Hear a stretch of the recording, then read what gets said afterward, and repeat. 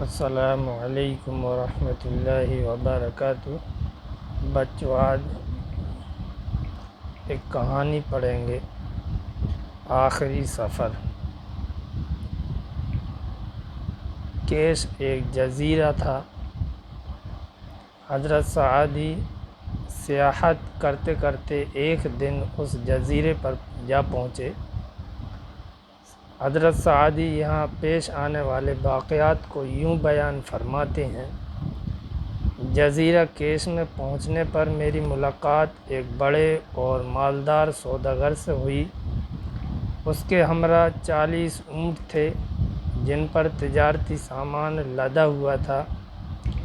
اس جزیرے پر رات گزارنے اور عارضی قیام کرنے کے لیے سوداگر نے ایک سرائے تلاش کی۔ پھر اس نے اصرار کر کے مجھے بھی اپنے ساتھ اس کمرے میں ٹھہرا لیا جس میں اس کا قیام تھا۔ اس طرح اس کی تنہائی دور ہو گئی اور مجھے بھی ٹھکانہ مل گیا۔ لیکن وہ سوداگر بہت ہی باتونی ثابت ہوا۔ رات بھر اس نے باتوں کا چرخہ چلائے رکھا۔ میں تھکا ہوا تھا اور آرام کرنا چاہتا تھا، مگر وہ نہ خود سویا اور نہ مجھے آرام کرنے دیا۔ گفتگو کے فن میں وہ اتنا ماہر تھا کہ ایک بات ختم نہ ہوتی تھی اور دوسری شروع کر دیتا تھا۔ میں اگرچہ اس کی مصنوعی اور بے سود باتوں سے بیزار ہو رہا تھا، مگر اس کا دل رکھنے کے لیے میں بظاہر اس کی باتیں دلچسپی سے سن رہا تھا۔ سوداگر عجیب آدمی تھا۔ کبھی کہتا کہ میرا اتنا مال ترکستان میں ہے، اتنا ایران میں، اتنا ہندوستان میں اور اتنا شام میں۔ کبھی بتاتا کہ ابھی پچھلے دنوں میں نے سراندیپ کا پورا جزیرہ خریدا ہے۔ پھر اس نے اپنی مصر کی جائیداد بتائی۔ مصر میں میری 600 ایکڑ زمین ہے۔ میں وہاں دریائے نیل کے کنارے اپنے لیے ایک ایسا شاندار اور عظیم الشان مقبرہ تعمیر کرانے کا ارادہ کر چکا ہوں جہاں مرنے کے بعد میں دفن کیا جاؤں گا، اور یہ مقبرہ فن تعمیر کا ایسا بے مثال شاہکار ہوگا کہ کسی فرعون نے بھی ایسا تعمیر نہ کرایا ہوگا۔ سراندیپ کے جزیرے پر میں ایسے عجوبہ عالم باغات بناؤں گا کہ لوگ حیرت سے اپنی انگلیاں چبا لیں گے۔ ان باغات کو دیکھ کر لوگ بابل کے معلق باغات کو بھول جائیں گے۔ لوگ دور دور سے انہیں دیکھنے آئیں گے اور ان کا شمار عجائبات عالم میں ہوگا۔ میں خاموشی سے سنتا رہا اور سر ہلاتا رہا۔ پھر اس نے کہا: اے سعدی، میں نے بہت سفر کیے ہیں، ملک گھوما ہوں، مگر ابھی ایک سفر کرنے کا ارادہ بھی رکھتا ہوں۔ اچھا، وہ کون سا سفر ہے بھائی؟ میں نے چونکتے ہوئے پوچھا۔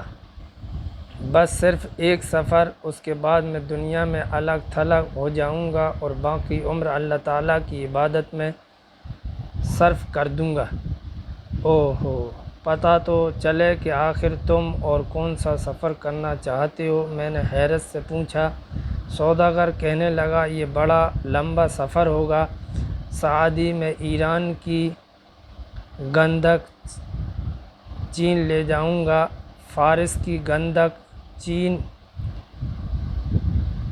سوداگر کہنے لگا: یہ بڑا لمبا سفر ہوگا سعدی۔ میں ایران کی گندھک چین لے جاؤں گا، فارس کی گندھک چین میں بڑے مہنگے داموں فروخت ہوگی۔ پھر گندھک بیچ کر میں چین سے چینی کے پیالے خریدوں گا اور انہیں روم جا کر بیچوں گا۔ روم میں چینی پیالوں کی بہت مانگ ہے۔ روم سے میں روم کا ریشم خرید کر ہندوستان لے جاؤں گا۔ ہندوستان میں رومی ریشم اور ریشمی کپڑے کی بڑی قدر ہوتی ہے۔ ہندوستان میں ریشم بیچ کر میں فولاد ہندی خریدوں گا اور اسے حلب لے جاؤں گا۔ حلب میں ہندوستانی فولاد کی بڑی قیمت ملتی ہے۔ حلب کے آئینے بڑے مشہور ہیں۔ میں حلب میں سے آئینے لے کر یمن میں جا کر بیچوں گا اور وہاں سے یمنی لعل خرید کر فارس میں لے آؤں گا۔ بس ایک کے بعد تجارت ترک کر دوں گا۔ اس باتونی سوداگر کی باتوں کا چکر ختم ہونے میں نہ آ رہا تھا۔ میرے خیال میں وہ فضول بک بک کیے جا رہا تھا۔ چنانچہ جب وہ باتیں کرتا کرتا تھک گیا اور اس میں مزید کچھ بولنے کی طاقت نہ رہی اور مجھ میں سننے کی قوت، تب اس نے کہا، اے سعدی کیا بات ہے، تم بھی کچھ باتیں کرو۔ میں کیا کہوں مہربان، میں نے ٹھنڈا سانس لے کر کہا، بھائی کچھ تو کہو، خاموش کیوں بیٹھے ہو، کوئی بات کرو نا۔ اس نے ہنس کر کہا، مہربان، میں نے اس سے کہا، آپ نے اپنے ایک سفر میں کئی سفروں کو بیان کر ڈالا ہے، مگر آپ نے ایک سفر کی ابھی تک کوئی بات نہیں کی، شاید بھول گیا ہوں گا۔ بولو کون سا سفر؟ اس نے چونکتے ہوئے پوچھا۔ آخری سفر، یعنی سفر آخرت۔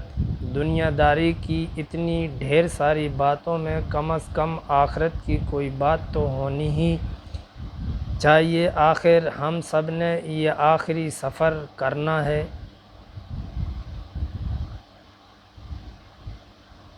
اس سبق سے یہ نصیحت ملتی ہے کہ دولت کے لالچ میں انسان اندھا ہو جاتا ہے۔ پیسے کی ہوس میں مبتلا ہو کر اگر اس کو قارون کا خزانہ بھی مل جائے تب بھی وہ مطمئن نہیں ہوتا، کیونکہ ہوس اور لالچ کا پیٹ کبھی نہیں بھرتا۔